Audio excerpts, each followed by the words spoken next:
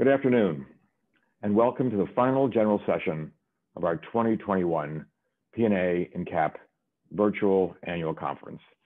I'm Kurt Decker, again, Executive Director of the National Disability Rights Network. We hope you've enjoyed the many sessions, institutes, and networking opportunities that were offered throughout the conference.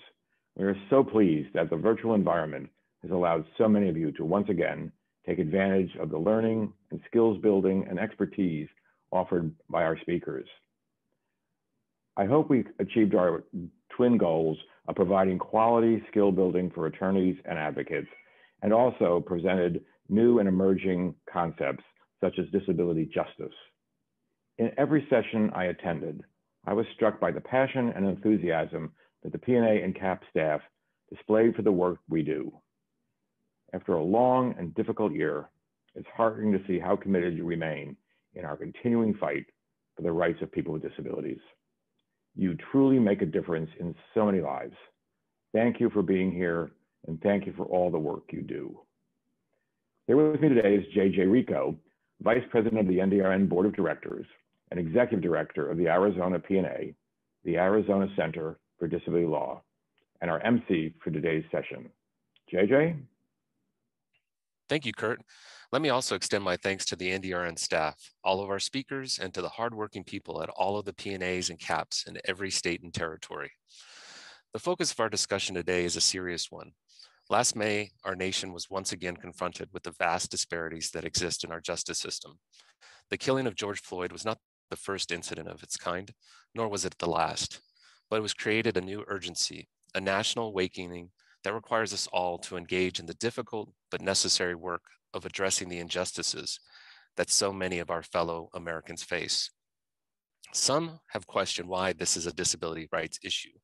The answer is clear. People with disabilities are also people of color, immigrants, refugees, members of the LGBT community, and members of every religious group. In fact, people with disabilities make up a third to half of all people killed by law enforcement officers. This is our fight. Today, we will hear from a number of speakers on this topic, imagining a safe future for people with disabilities. The first is Andrea Williams.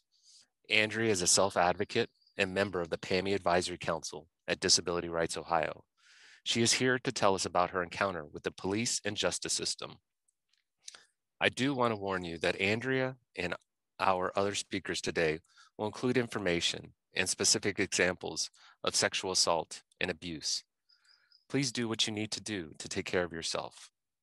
My name is Andrea Williams, and my friends call me Angie. I am a brown-skinned African-American female in my mid-50s with long hair, and I have on an orange dress. I'm really happy to be here this morning. I'm going to share my story with you regarding a very unpleasant incident that happened after Thanksgiving, where I was having a mental health crisis, and I was trying to get ready for work, but it didn't quite work out that well, and I had a very bad breakdown, and I was combative and really out of my mind, and I hadn't got dressed for work. I still had on a nightgown. So my boyfriend called 911 for assistance to try and help me calm down. At that time, I had run out of the house and jumped in his truck and drove off, and I parked the truck blocks away from the house. So I walked back to our house on Mayfield Road, and it was like swarming with police. And someone asked me my name, I identified myself. And at that time, I was told, put your hands behind your back. You're under arrest for domestic violence and child endangerment. And I really lost it then because I was still hollering and screaming. I thought I saw someone driving my car. I remember that. And it wasn't easy for him to put my arm behind my back, I'll say that way. And before I knew it, they had picked me up and slammed me to the ground and handcuffed me, and they threw me in the back of the seat. They didn't place me. They threw me in the back of the seat, and I was screaming and hollering. And I remember kicking the door saying, let me out. And I was told to calm down They took me to the police station where I was still very, very upset. And during the interview, they were asking me questions about what I ate and things like that. And I told them I'm on medication. And that's when it was revealed that I may be going through some type of psychotic crisis. And so they placed me in a jumpsuit, put me in a cell. And while I was waiting on my medication, a police officer came back and he said, "You're being charged with domestic violence and child endangerment, and we're bumping it up to a felony because you already have a record."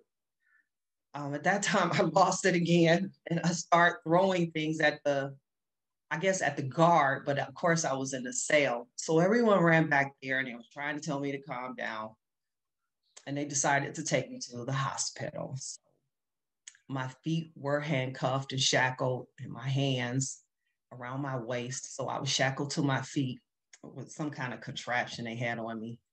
And they put me in the ambulance and took me to the hospital. But they handcuffed me.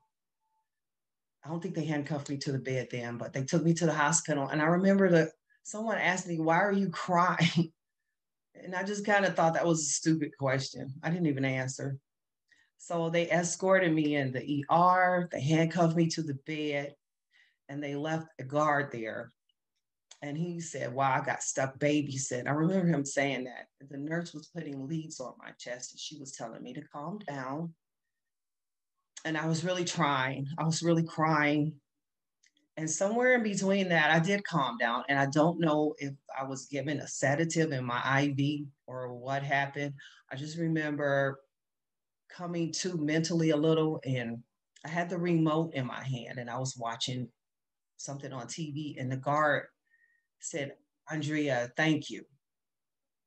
And I stayed there a while, and then they took me back to jail. They unhandcuffed me from the bed, took me back to jail, and I stayed in jail for 2 days. And when it was time for me to get out, I was told I couldn't go back to my house. And if I didn't find someone for my daughter, they would place her in foster care. So I immediately called my son and he bonded me out.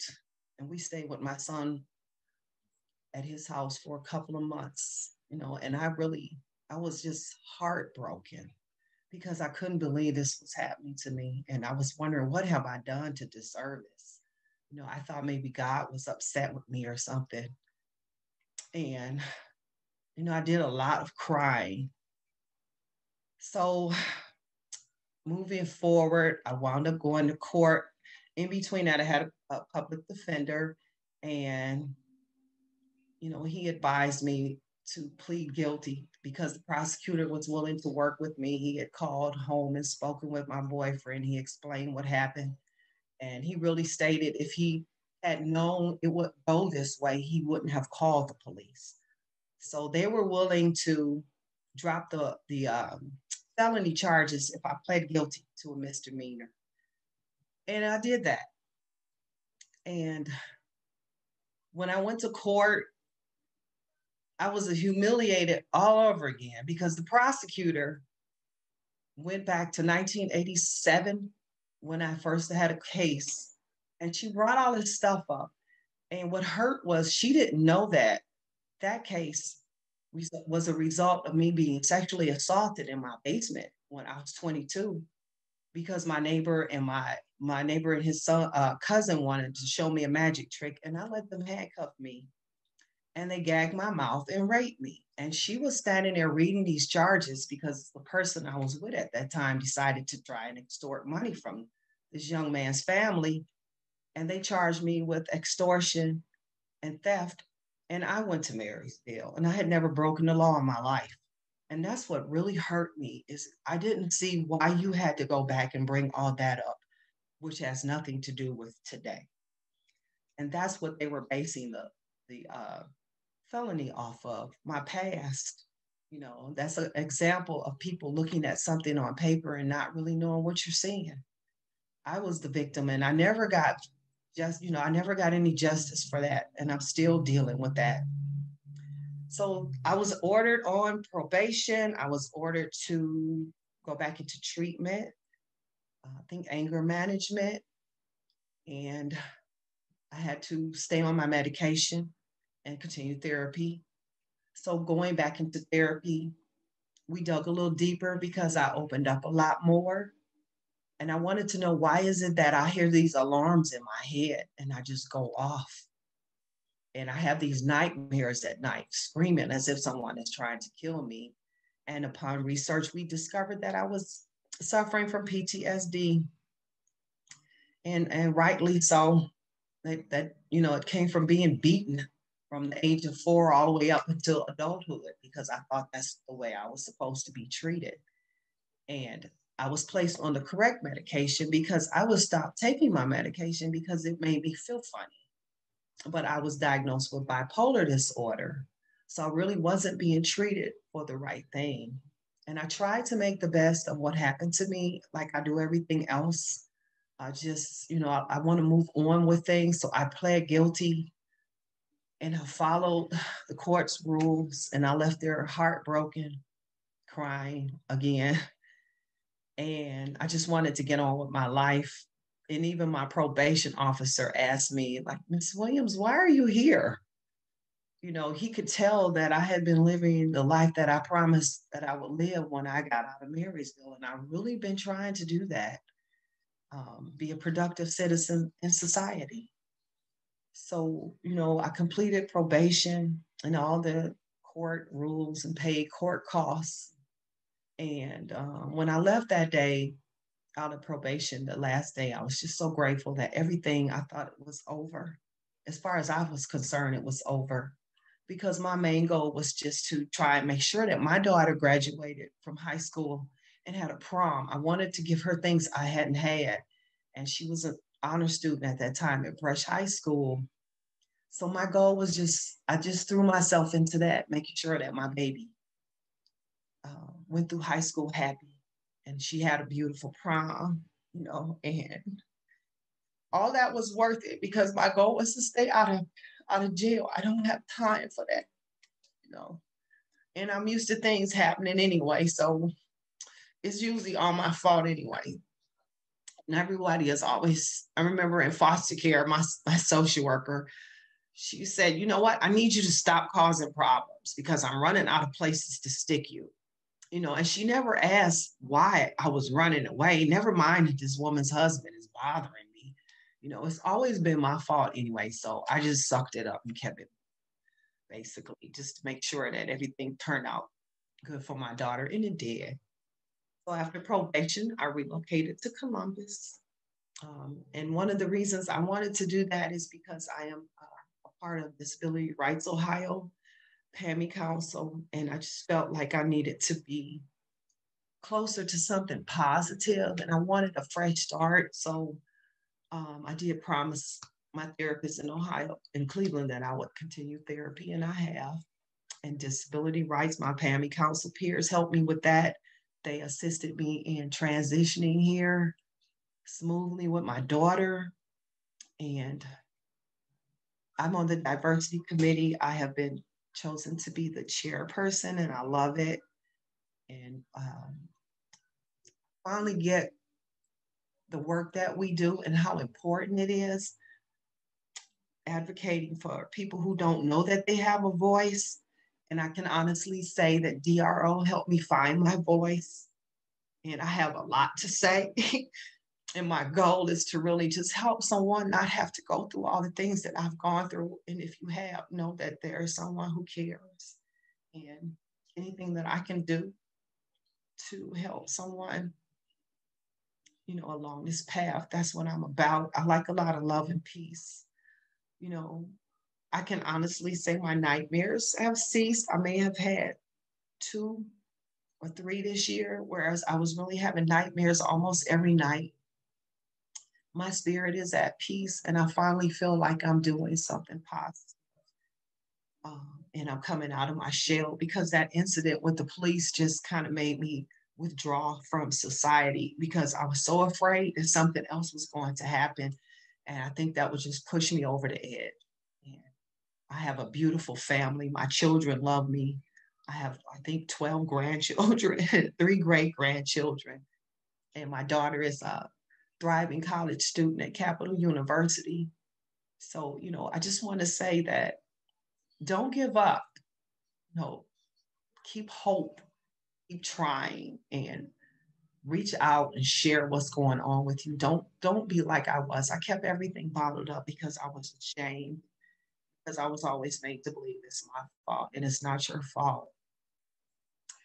And I would just love to say thank you for this awesome conference and for caring. And with that, I have a wonderful day.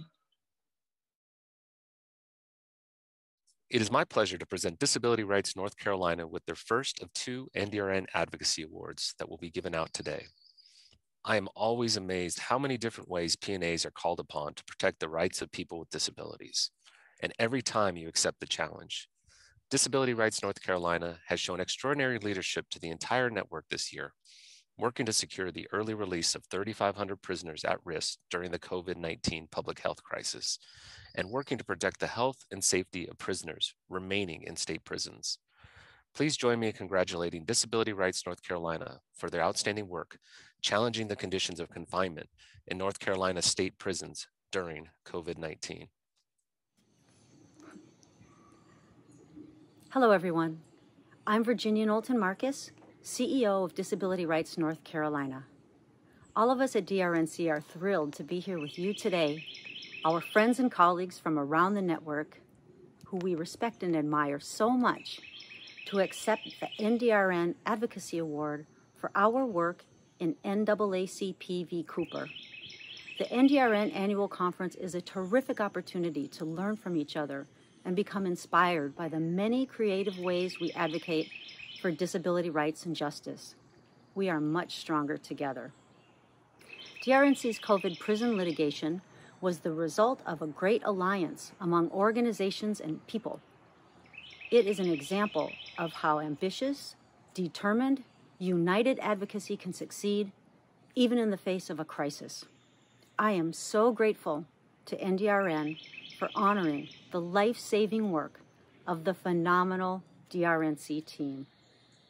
Our wonderful legal director, Emma Kinyanjui, will speak next and tell you how and why we proceeded with the litigation. Emma, please take it away. Thank you, Virginia. As the World Health Organization declared COVID-19 a pandemic on March 11, 2020, we knew that people who were incarcerated in North Carolina would experience a prison pandemic.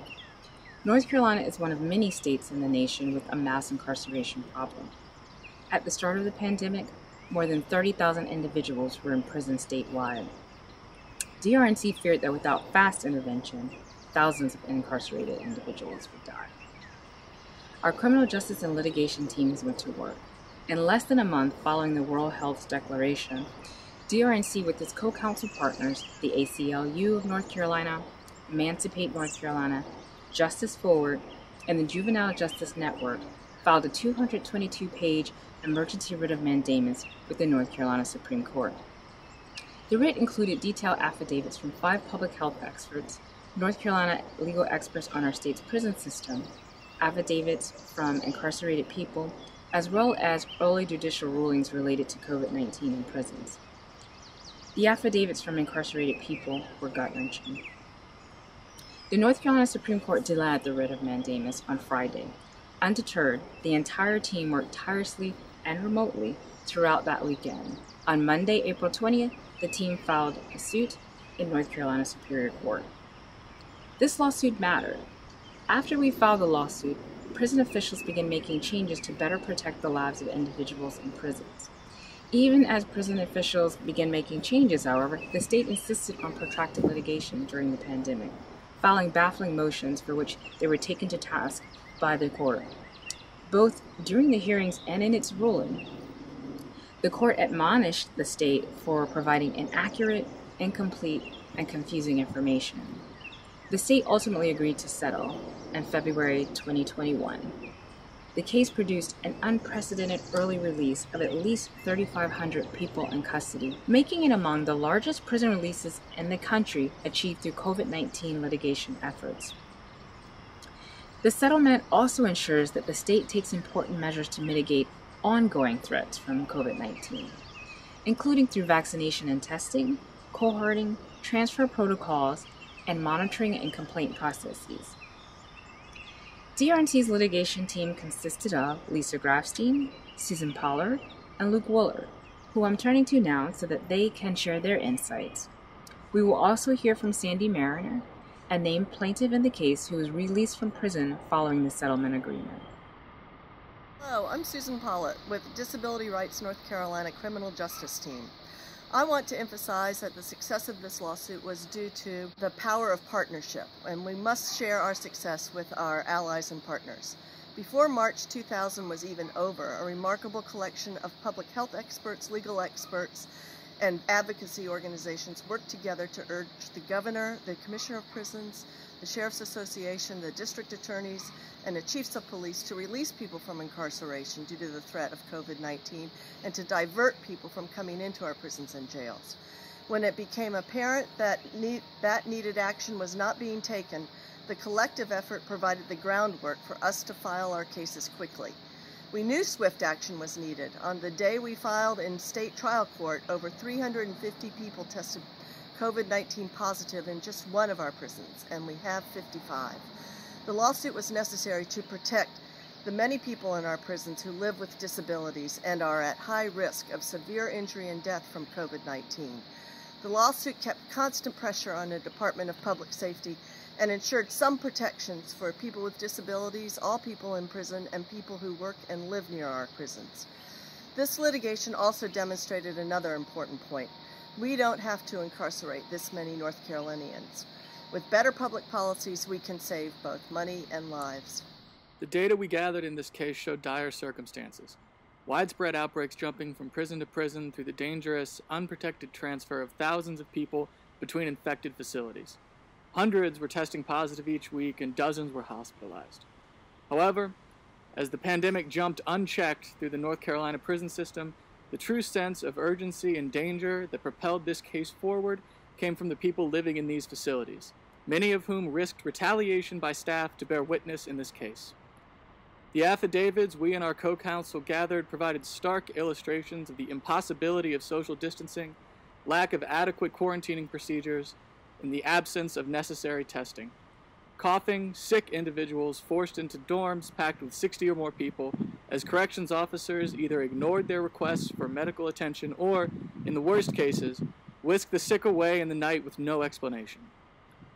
Through the testimony of the people living in these facilities, we were able to show the court and the public their horrible situation. Unprotected, uncared for, and unable to escape crowded dorms where their survival depended entirely on the prison leadership, who seemed at times more concerned with maintaining their public image than protecting people from the ravages of COVID-19.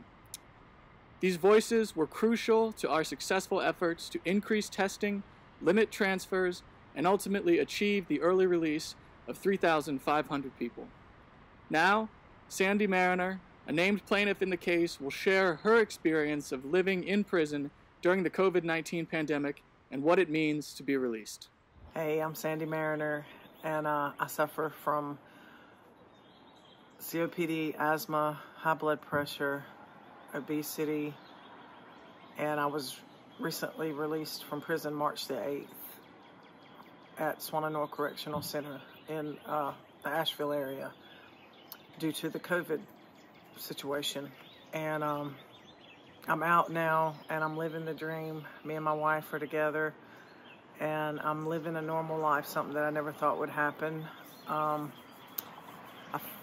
very, very grateful and thankful to all the people that played a part in getting me out of there. I know it was a group effort, and I never thought it would happen. And I feel really bad for the people that I left behind due to the situation that we were living in. And I just want to say thank you. We told the individual stories of incarcerated people, and the judge understood that these are human beings who don't deserve to suffer, who deserve to be able to protect themselves the way the rest of us were being advised to do. He found the state was failing to do enough to protect people, and was likely in violation of our state constitution's prohibition against cruel or unusual punishment. But we also understood that we needed to get relief for everyone and not just individuals. DRNC and other groups became associational plaintiffs in the case, which enabled us to pursue systemic relief. As associational plaintiffs, we were also able to see the big picture of the inequities in our prison system when it came to exposure to COVID. Even now, our settlement is producing discharges that are not consistent with the racial composition of our prison population, which is an issue that we're continuing to pursue. Our work is certainly not done.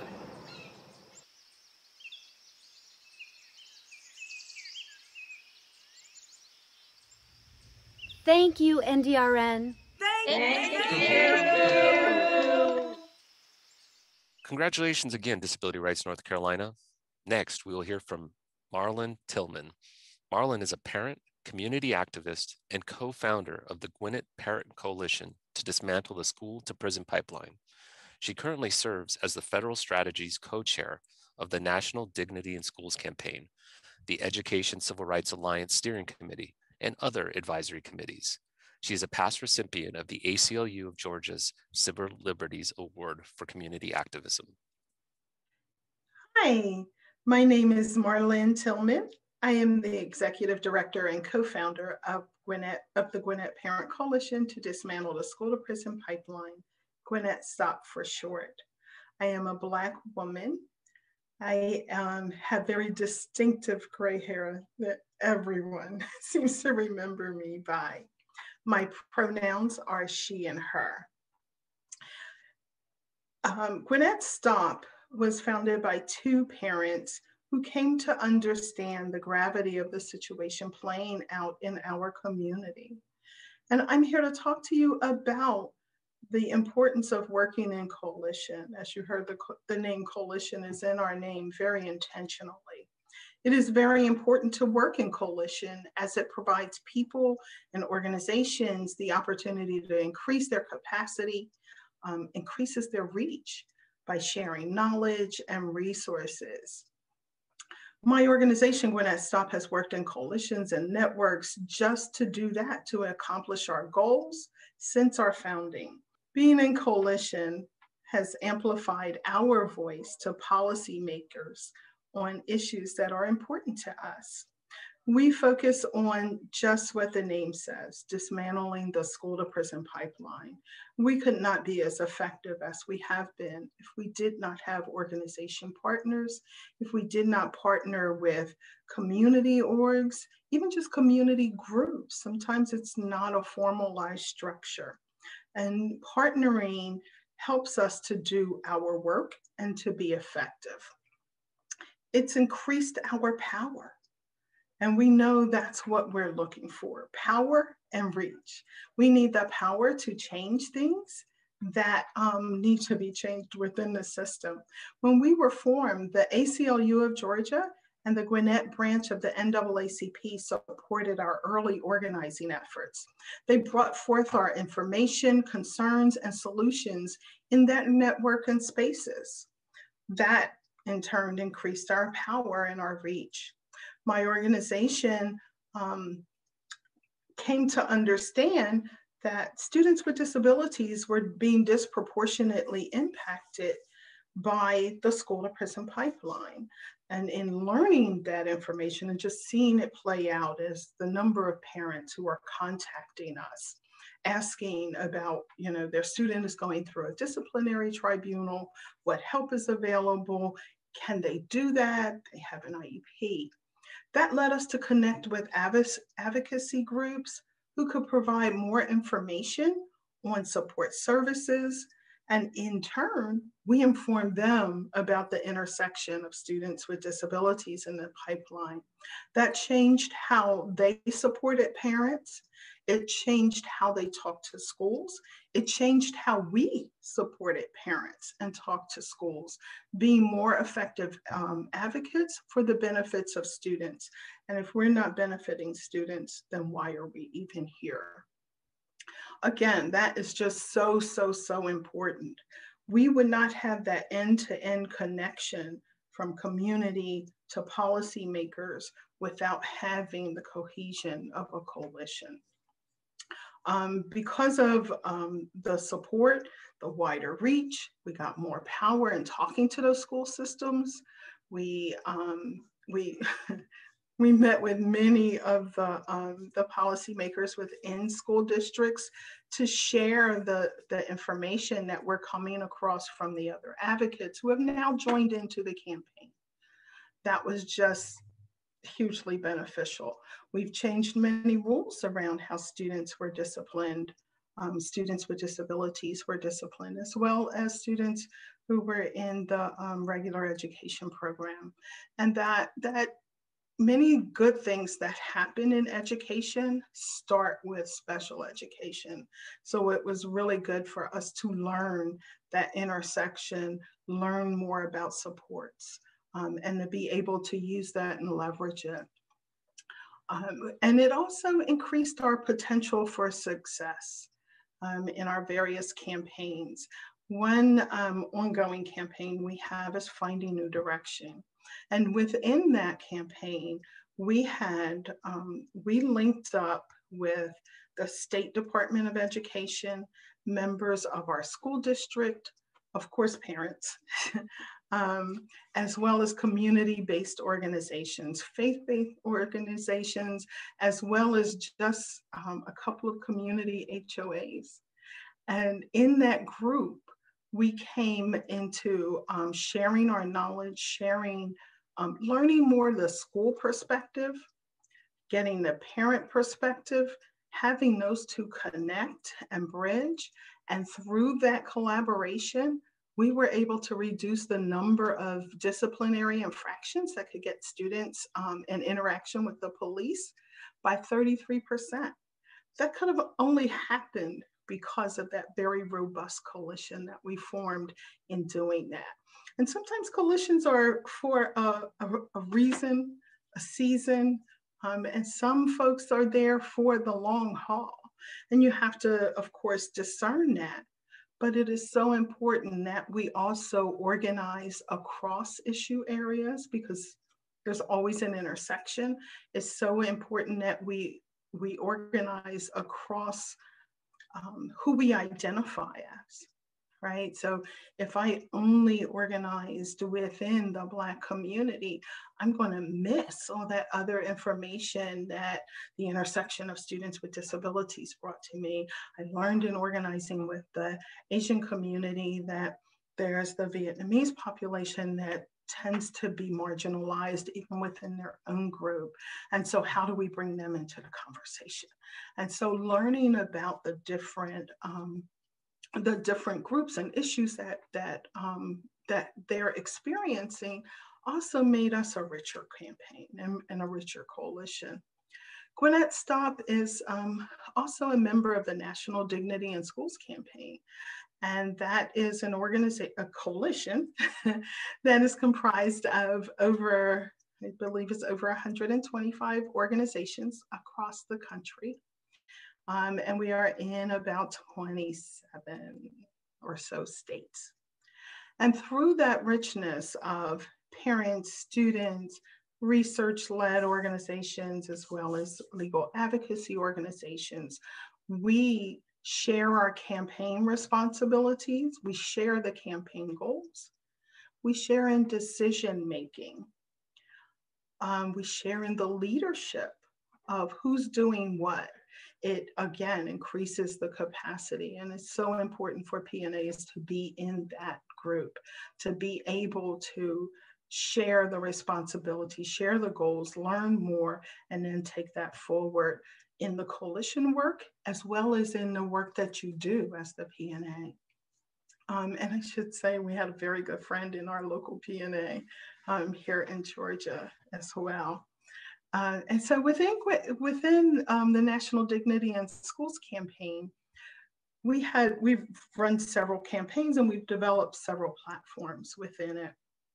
And an early campaign, an early advocacy campaign, was to insert positive school discipline into the federal grant making process. And through a series of meetings, we changed the requirements of the Healthy Schools grant requirements. And so we got inserted into that. Well, it's not just, if it's going to be safe and healthy schools, it has to include positive school discipline. So in order to get some of those grant monies, systems had to show how they were implementing positive school discipline. And that was a campaign that was run nationally. We were meeting as the campaign and as a coalition from across the country, coming into DC, meeting with the Department of Ed and those policymakers, and also talking to our legislators too while we're there, because it's very important that they understand the laws, how the laws that they make impact others, and then how are the rules written around that. You may have had an intention, but it might not have been carried out that way when the rulemaking is done. So through a series of meetings, we changed that. And shortly after that change, I went to our school board meeting right after that happened. And it's so great to see your work live and breathe. And our superintendent was pretty much belly aching, right, about how we won't get the same money that we got from the feds before. It's probably going to be reduced. They have all these boxes you now have to tick to get the money.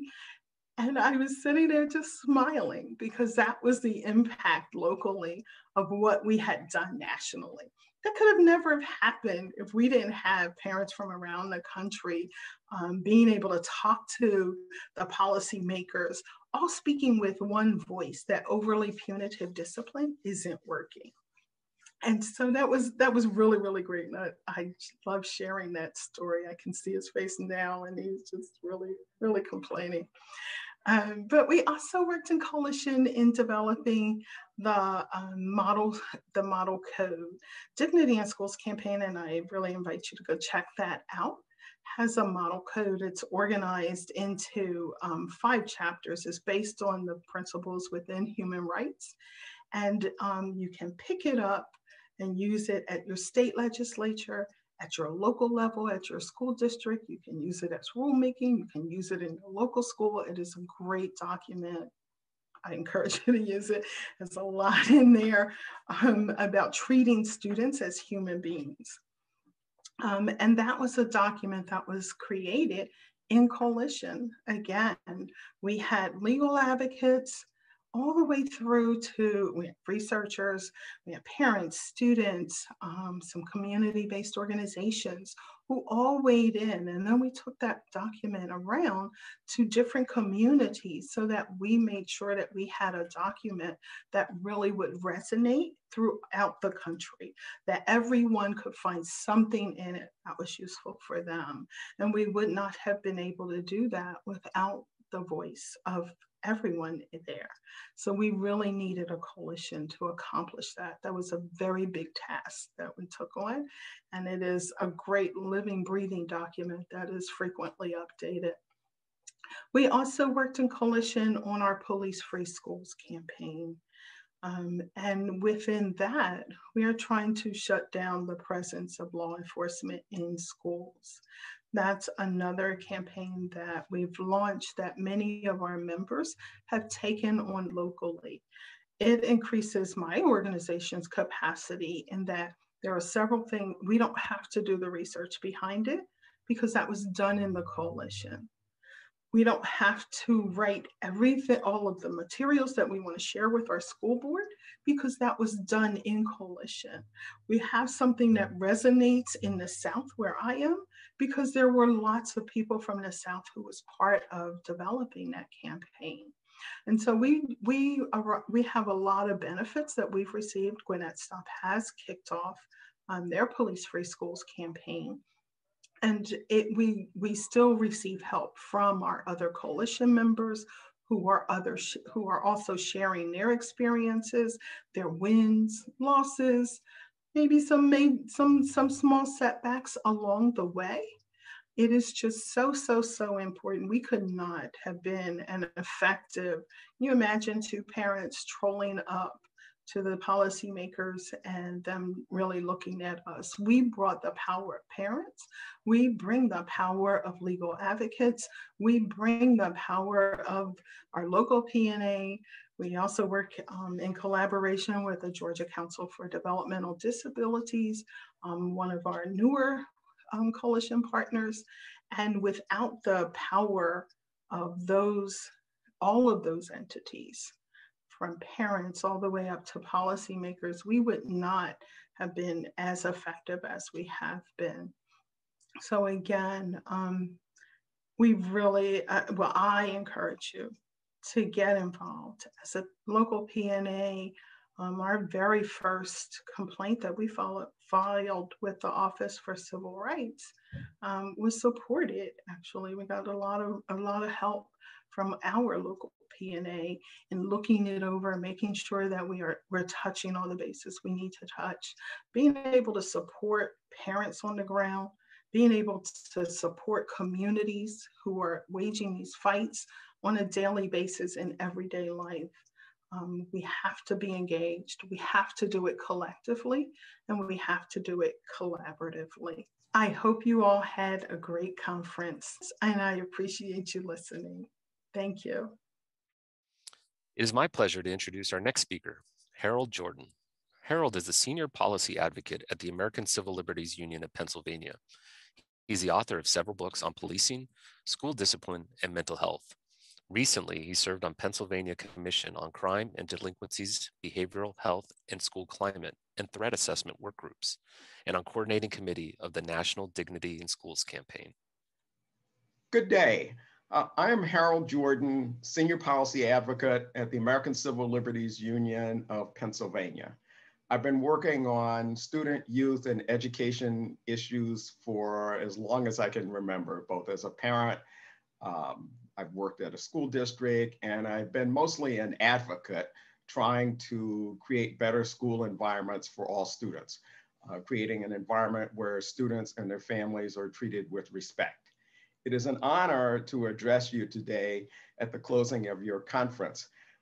It's especially important to me, significant to me, because you folks do the frontline work with students, youth, families, work directly, not just on the big policy issues, but also directly with the folks who are impacted most by what goes on in these environments, in school environments, and with young people and their families. Today, I'd like to address the issue of school security and policing. It is a super important issue these days. Public concern about school security arrangements and staffing is not new. It's not simply an invention of the post-George Floyd moment. Concern has been growing for several years as the number and roles of school security, especially sworn law enforcement, has dramatically increased over the past 2 decades. Ironically, this security presence and student arrests began to increase during a period in which juvenile crime, that is, crimes committed by juveniles and crimes committed against juveniles, was on the decline. Today, interactions between young people and police don't just occur on the streets of America, they're happening in our nation's K-12 schools. Increasingly, school security, especially police, have become embedded in schools, in many cases working there full time. Many are considered school staff and have daily authority over students, even in situations that traditionally been seen as everyday school matters or school disciplinary matters. So during the 2017-18 school year, 53% of traditional, that is non-charter public schools, had one or more sworn law enforcement officers present on a regular basis for 2 days a week or more. Among schools with those officers, more than almost 92% had officers that carried firearms. 71% of those schools had officers that carried chemical aerosol sprays. So I think that gives a good sense of what it is that young people sort of confront when they walk into schools today. And that was not the case in very many places, say 3 decades ago. In addition, the boundaries between police and educators have become less clear. Who decides what when interacting with students? And the degree of collaboration between police and educators has increased in the past 2 decades. Often when controversies arise, police say, don't blame us. We are here because school asked us to be here. Educators say, we cannot control what police do in our school. That's a law enforcement matter. Hence, accountability suffers. Most importantly, school policing and school security as a whole is a lightly regulated activity. In many places, it's largely unregulated at all. For example, Policymaking falls short regarding searches of students, interrogations of students, use of restraints, use of force, and when a law enforcement officer can have access to student records. These are hugely significant issues. Policy and practice tend to tilt in favor of granting expansive authority to law enforcement, even in situations in which it is arguably unlawful. At its core, decisions about schools, how schools are staffed, are choices that districts and individual schools make about how adults work with and support youth. In too many cases, policing is prioritized over other supports. Our ACLU national report, Cops and No Counselors, How the Lack of School Mental Health Staff is Harming Students, found that 1.7 million US public school students attend schools where there are police officers and no counselors, 3 million with police and no nurses, 6 million with police and no school psychologists, and 10 million with police and no school social worker.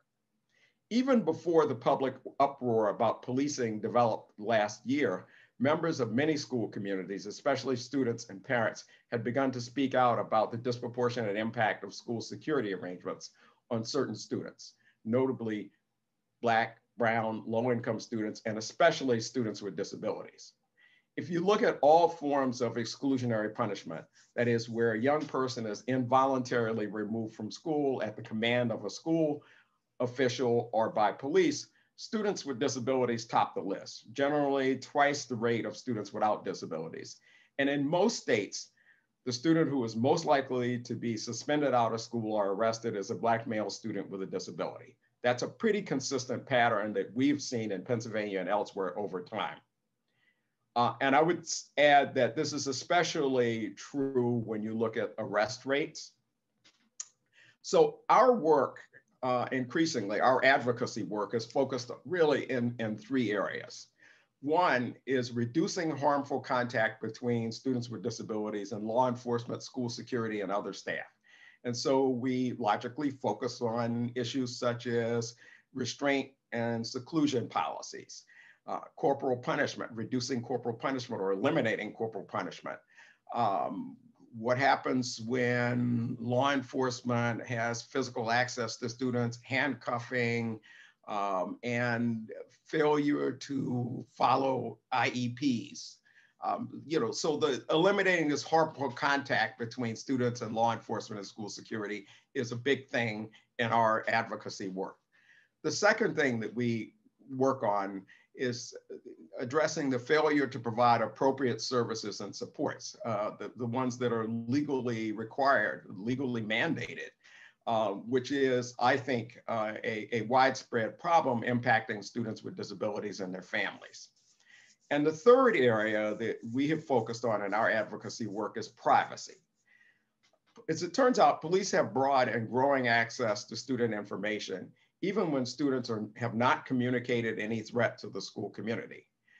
Many of you have likely heard of the situation in Florida in Pasco County, where a sheriff's office has established sort of a pre-crime program where student records and other public information, public agency information are reviewed to identify students that they regard as likely to become future criminals.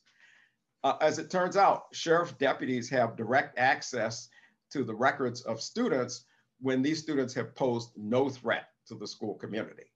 There's a lesser version of this that happens every day. There is, in fact, we found in our work in schools, routine sharing between school staff, such as administrators and school security and local law enforcement. We've seen demands for student records without a warrant. There's the sharing of records of students with disabilities with law enforcement that is encouraged by state departments of education or public instruction. And there, these state agencies often argue that if you share information about students with disabilities in law enforcement, then law enforcement will address student needs in a more appropriate way. But in fact, we have found just the opposite in many instances, that these students are more likely to be seen as a threat. Moreover, once law enforcement gains access to student records, that information doesn't go away. It stays there, and it has an impact on how law enforcement intervenes or addresses students, and even when they become adults. And then one huge area that has grown, it's a big problem that has grown in the last several years, is the misuse of the threat assessment process. Threat assessment, briefly stated, is supposed to be a process where when a person has made a threat, action is taken to see if the threat is credible, is likely to be actionable, and then some preventative measures are taken. That is not what it has become in many places. Young people who have made no real serious or credible threat are referred to threat assessment. Threat assessment teams typically include members of law enforcement, which tends to tilt the responses in favor of law enforcement. And then these school-based teams have access to student records, meaning that law enforcement often has automatic access to student records, even when it's a violation of federal student privacy law and federal disability law, the Individuals with Disabilities Education Act. And then the final trend in this area is really the growth of armed security, both police, but also armed security in schools that are not sworn law enforcement.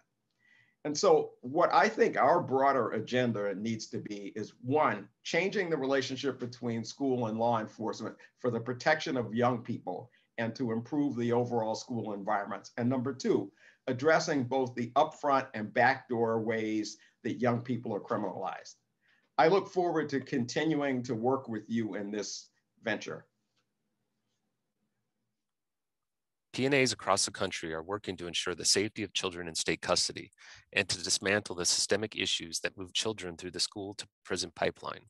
One PNA has exhibited outstanding advocacy in this effort. It is my pleasure to award the Alabama Disabilities Advocacy Program with our final NDRN Advocacy Award for their work on behalf of institutionalized youth. ADAP has shown extraordinary advocacy in its representation of children and youth in the private residential treatment industry and exemplary leadership in its work with PNA colleagues as part of the PNA Youth Residential Work Group and the Southeast Regional Work Group. Here to tell us more about their work and to accept the award on behalf of her PNA is Associate Director Nancy Anderson. Good day, everyone. My name is Nancy Anderson, and I am the Associate Director here at the Alabama Disabilities Advocacy Program, and I also chair our Children's Advocacy Team. On behalf of the agency, I want to sincerely thank NDRN for honoring ADAP with this advocacy award for our work on behalf of institutionalized youth, for honoring the work done by the folks you see with me here today. These colleagues, dear friends, have committed themselves to the rights and safety of these institutionalized children, children who are primarily foster children in the custody of our state's child welfare system. We hope that our work has been and will continue to be transformative for these children. But it's hard to do this work, to see these children, and to hear the stories that they share without being transformed ourselves. So please listen as each of these dedicated advocates briefly shares what this work has meant to them, or how it has changed them, and their hopes for the future. My name is Christy Johnson, and I'd like to say that we are so honored to be recognized for this work. And I'm proud to stand in the company of amazing advocates all across the network who have vigorously fought and continue to fight the good fight to make life better for children all around the country. I am so happy to have the opportunity to finally stand in the balcony of every single child who bravely came forward and shared their story with the hope of making life better, not only for themselves, but for the children that come after them. So there are too many stories for me to share, but today I applaud each and every single child who, again, bravely came forward and who have forever profoundly changed my life.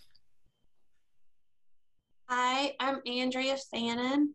I'm on our investigation and monitoring team.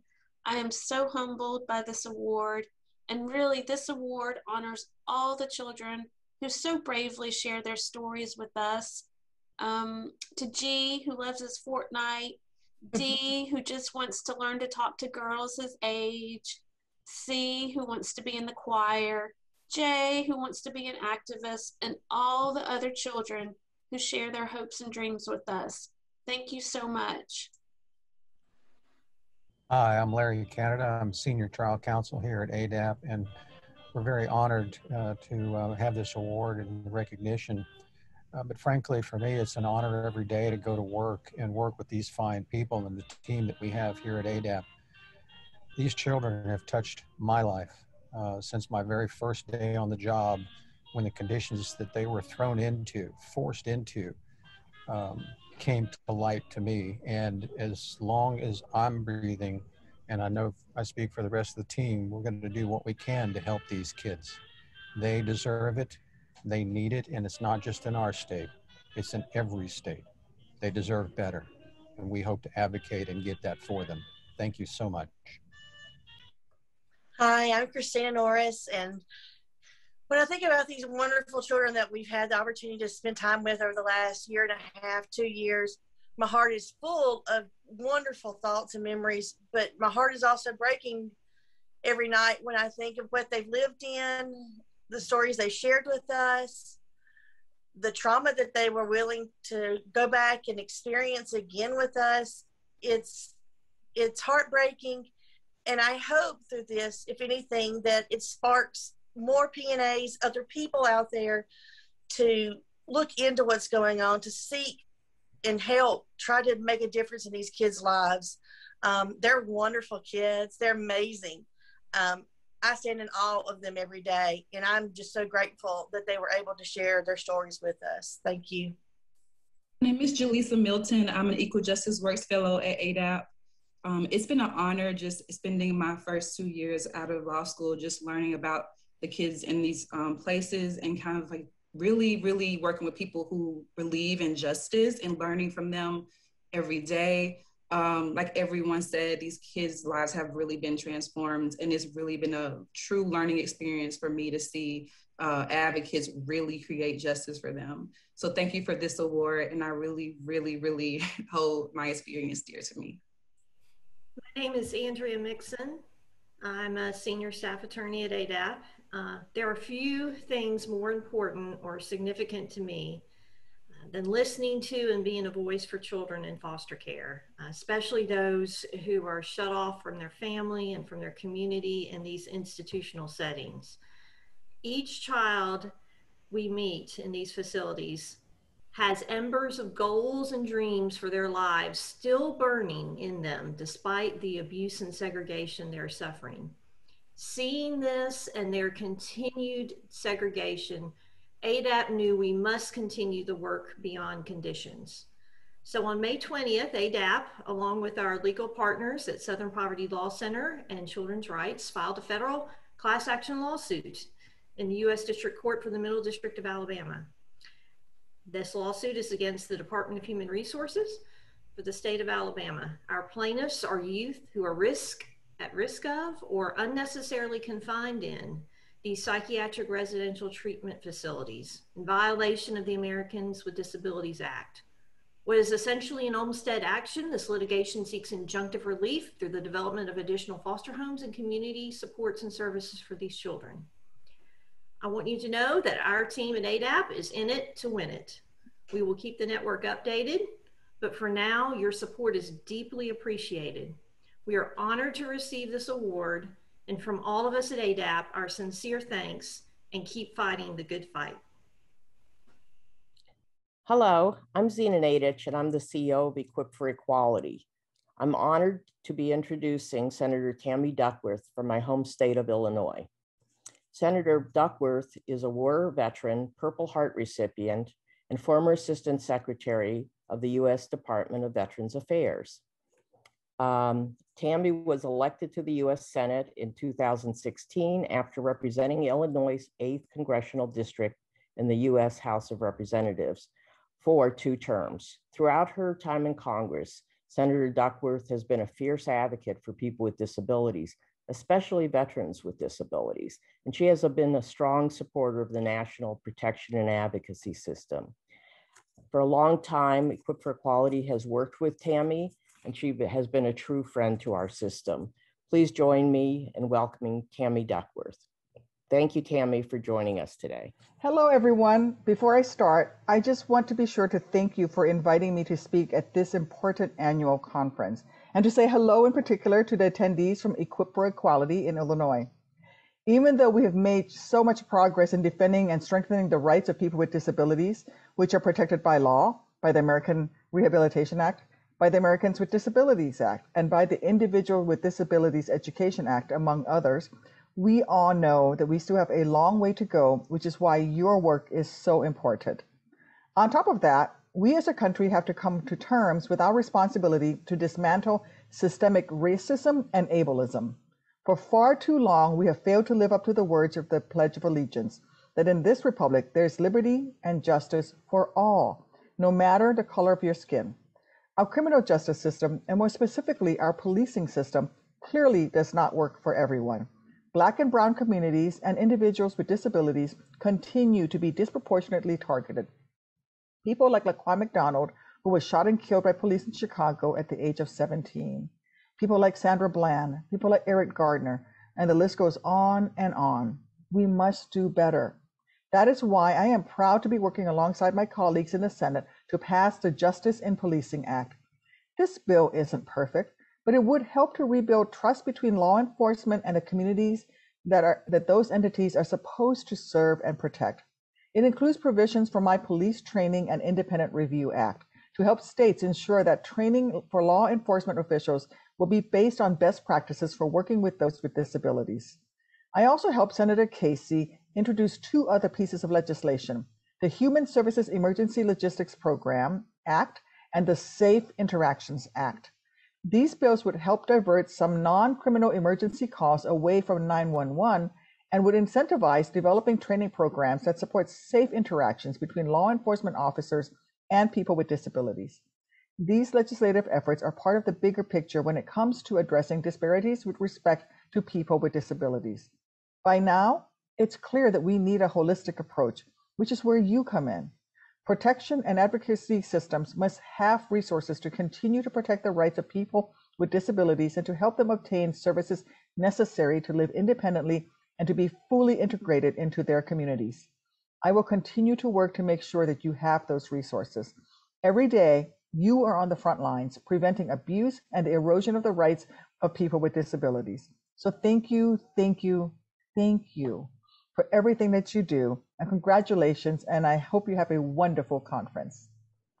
That concludes our plenary for today and the 2021 PNA and CAP Virtual Annual Conference. Thank you to our speakers today, and congratulations once again to Disability Rights North Carolina and the Alabama Disability Advocacy Program. And thank you to my great staff for pulling together this very unique and difficult program. And thanks to all of you for joining us today and for taking the time over the past month to further your education and rededicate yourself to our mission to protect and advocate for the rights of people with disabilities. Thank you.